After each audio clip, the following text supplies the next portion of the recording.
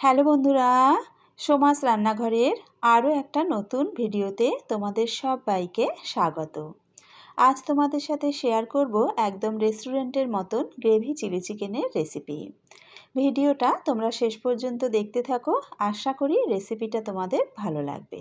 Chilli chicken তৈরি করার জন্য আমি এখানে বোনলেস চিকেন নিয়েছি। চিকেনটাকে ভালো করে ধুয়ে বেশ বড় বড় টুকরো করে কেটে নিয়েছি। যেহেতু বাড়িতে তৈরি করছি তাই চিকেনের পিসগুলো একটু বড় বড় করে কেটেছি। প্রথমেই চিকেন ম্যারিনেট করে নেব। চিকেন ম্যারিনেট করার জন্য চিকেনের মধ্যে দিয়ে দিলাম 1 চা চামচ নুন, 1 চা চামচ গোলমরিচের গুঁড়ো, 2 চা চামচ দিয়ে দিলাম আদা রসুন বাটা, হাফ টেবিল চামচ দিয়ে দিলাম ডার্ক সয়া সস, দিয়ে দেব একটা ডিম। এবার চিকেনের সাথে সমস্ত কিছু খুব ভালো করে মেখে নেব। চিকেনের সাথে কিন্তু সমস্ত কিছু খুব ভালো করে মেখে নিতে হবে। তারপর 1 ঘন্টা এইভাবে রেখে দেব।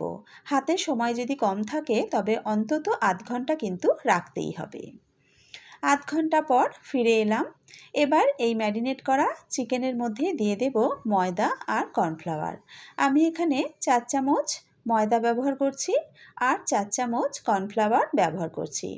ময়দা আর কর্নফ্লাওয়ার যদি সমান পরিমাণে মিশিয়ে নেওয়া হয় তাহলে কিন্তু চিকেনের গায়ের কোটিংটা খুব সুন্দরভাবে হয় আর ভাজার অনেকক্ষণ পর পর্যন্তও কিন্তু বেশ মুচমুচে থাকে। কর্নফ্লাওয়ার আর ময়দাটা দিয়ে নিয়েছি। এবার খুব ভালো করে চিকেনের সাথে মিশিয়ে নেব।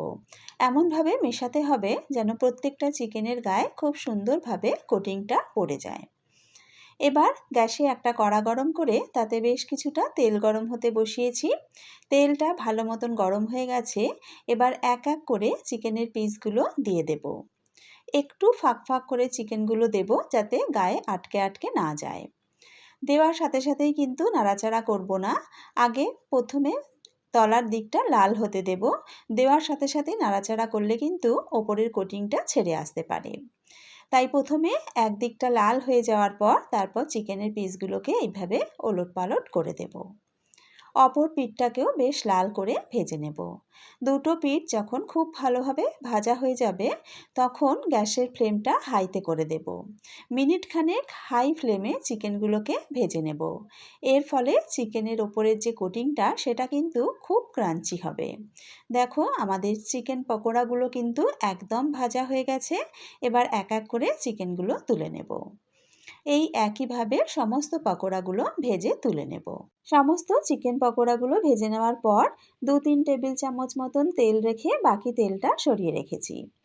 এখানে নিয়ে নিয়েছি আদা কুচি, রসুন কুচি, একটা বড় সাইজের পেঁয়াজ কুচি আর স্প্রিং অনিয়নের সাদা পাটটা নিয়ে নিয়েছি। এবার এগুলো হালকা গোলাপি হয়ে আসা পর্যন্ত ভালো করে ভেজে নেব। দেখো পেঁয়াজ কিন্তু বেশ গোলাপি হয়ে এসেছে, এর থেকে বেশি লাল করার দরকার নেই। এবার এর মধ্যে দিয়ে দেব কিছু বড় বড় টুকরো করে কেটে নেওয়া পেঁয়াজ।